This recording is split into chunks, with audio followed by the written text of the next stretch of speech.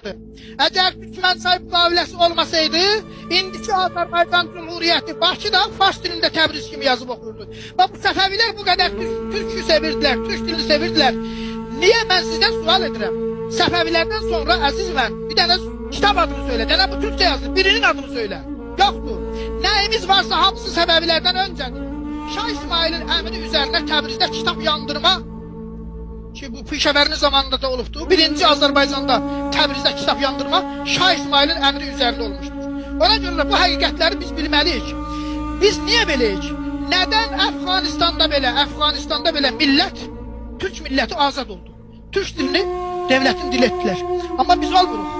Bizim insanlarımız Səfəvilərin miras qoyduğu Ayətullahlıq institutunun əmri üzərinə dəstə-dəstə İran-İraq savaşında harda savaş olur, gedib ölürlər. Dilinə sahib çıxmır, heç bir şeyə sahib çıxmır, amma başını yarmağı başarır. Ancaq bir mollanın əmri üzərinə özünü pis günə soxmağı başarır. Bunu kim gətirdi? Bunu Səfəvilər gətirdi. Əziz Nəsib bəy, 2 dəqiqəyə tutarıram. Baxınız, Səfəvilərdən öncə heç bir zaman bizim millətimiz pirləri, məzarları ziyarət eləməyibdi. Bunu Səfəvilər gətirdi. Səfəvilərdən sonra 4500 dənə Azərbaycanda köpəklərin bastırıldığı, hətta adamların bastırılmadığı məzarlar vardı ki, dedilər ki, burada seyidlər dəfn olubdur, gedin ziyarət edin. İslamda belə şey yoxdur. İslamın harasında yazıldı ki, gedin seyiddən şəfa diləyin. La yuqbəlu minha şəfaətun. Qur'anda deyir ki, şəfaət qəbul edilməz. Adam hər fırıldaq eləyir, başını yarır, zəncir vurur. Səfəvi pisliydi hamısı. Sonra gedir İmam Hüseynin qəbrini ziyarət edir ki, Allah məni bağışlayacaq. Bunların hamısını kim gətirdi bizim millətimizə? Bunu Səfəvilər gətirdi. Məzarpərəstliyi Səfəvilər gətirdi. Təbrizin sağında solunda 2 dənə təpə var. Zeynalı, Eynalı və Zeynalı. Onun da adını dəyişdirdilər. Güya Həzrət Əlinin oğlu orada dəfn olurdu. Yalan. 1400 il bundan qabaq cənazəni ora gətirənə qədər gətirmək mümkün olar mıydı? Qoxuyardı, qurtlardı. Bir il zaman lazım idi dəvənin üzərində. Bunların hamısı Səfəvi yalanlardı. Yəni bizim dinimizi, bizim milli kimliyimizi, bizi şəxsiyyətsizləşdirdilər, bizi kölələşdirdilər, bizi bir heç etdilər və bizi bu molların ətəşlərinin altında məliyən insanlar sürüsünə çevirdilər. Baxın əziz dostlarım, Seyyid Əzim Şirvani, Məhəmməd Əmin Rəsulzadə, Mirzə Əkbər Sabir, bunların hamısı Səfəvi düşmanları olublar. Baxın görün Seyyid Əzim Şirvani Səfəvilərə nə yazır? Deyir ki, Əli vəsfin qılırsan çəkmədən həzvi Ömərdən əl. İlahi xəsmin olsun ruzi məhşərdə Ömər vaiz. Yəni çıxırlar mənbərdə bizə, mənim özüm də kətdə şəhərdə Ömərə lənət, Əbu Bəkirə lənət, əstağfurullah, Ayşəyə lənət. Bunlarla böyüdük biz. Din budur mu? Dinin harasında yazılır Əbu Bəkirə lənət? Dinin kitabı Qur'andır. Qur'anda da yazır ki, Allah zalimlərə lənət eləsin. Sənin düşmanın Əbu Bəkir deyil, Ömər deyil, sənə nə var o dönəmin problemləri ilə? 1500 il bundan qabağın problemlərini yanlış bir şəkildə onlar feodal sinifini yaradaraq Səfəvilər bizim xalqımızın beyninə doldurdu. İndi bizim xalqımız bu quyuda yaşamaqdadır. Baxsanız, Molla Nəsrəddin dərgisinin yazarları nə yazırlar? İsfahandan, yəni Səfəvilərin paytaxtından gəlir Azərbaycanda pislik yayən Şeyx Nəsrullahlar, qızların 13 yaşında qızların namusuna təcavüz edən insanlar.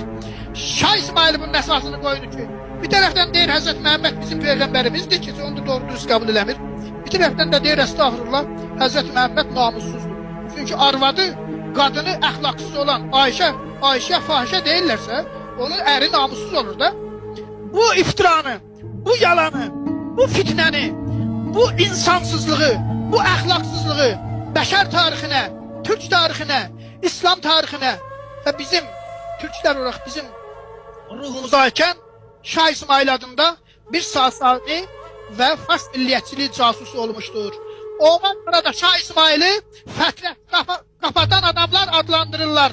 Nədir? Fars milliyyətçi tarixçilər deyirlər ki, Sasanilərlə Səfəvilər arasında 900 il məsafə olmuşdur. 900 ildən sonra İranın bütövlüyünü kurmuşdur Şah İsmail və düz deyirlər. Mən bilmirəm sizə nə daxlı var Şah İsmail. Şah İsmail İranda bir devlet kurdu. Geldi Şirvanda soykırım yarattı. Soyunuzu kəsdi, kökünüzü kəsdi. Sizin dərmələr Məhəmməd Əmin Rəsulzadə sizə devlet kurup Deyir ki, bundan əl çək.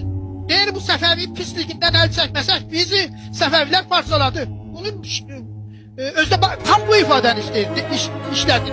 Deyir ki, nəfsi müdafiə duygusunu bizdə öldürdü Səfəviyyə. Qardaşım, Səfəviyyət budur. Və siz bu günlər İranlaşırsınız, xəbəriniz yoxdur. Siz altdan Şah İsmail adında yalan uydurmuşsunuz. Məsələn, mən rəhmətli Əzizə Cəfərzadə bir dənə şey yazıb, roman. Güya Şah İsmail öləndə vəsiyyət eləyib, roman da, ana dilimizə diqqət edin. Belə yalan olur mu? O Əzizə Cəfərzadənin xəyalıdır. Şah İsmailin heç bir yerdə öyle bir qaynağı yoxdur. Şah İsmailə aid olan bütün fars dilində qaynaqları mən əlimdə indi də var. Hamısını gətirib verəcəm Axundov kitabxanasına. Orada çünki mən o kitabı yazdım artıq, mənə lazım deyil. Millətimiz üçün qalsın o kitabxanada. O yüzden de bizim bir tək düşmanımız var. Bütün Azərbaycanı qurmaq istəyiriksə, Səfəviyyətlə mübarizə aparmalıyıq. İslamın içində, tarixində mollalıq və ruhaniyyət bir sinif olmamışdı. Həzrət Məhəmmədi gedirdilər axtarmağa, tapa bilmirdilər. Deyirdilər ki, kimdir bu Həzrət Məhəmməd? Çünki onun geybi fərqlənmirdi. Bu mollalıq sinifini, molla feodal sinifini bizim tariximizə gətirib, bizim şərəfimizi torpağın altına soxan, yerlərə soxan Şah İsmail olmuşdu. Mollanı bizim başımızı bəla etdi. Ne danışırsınız Türk olmuş? 4-5 dənə də ağlı başında olmayan dəli, divana, qızılbaş gəlmiş, Farsın köləliyini yapmış, indi də köləliyini yapırıq. İndi İranda 500 ildir Farsın köləliyini yapırıq. Dini köləliyini yapırıq. Əzizlər, xəbəriniz yox mu? 30 milyon deyirsiniz Türk var. Niye 30 milyon Türk'ün 30 milyon ağırlığı yoktu? Çünkü başına döyür, zincir vurur.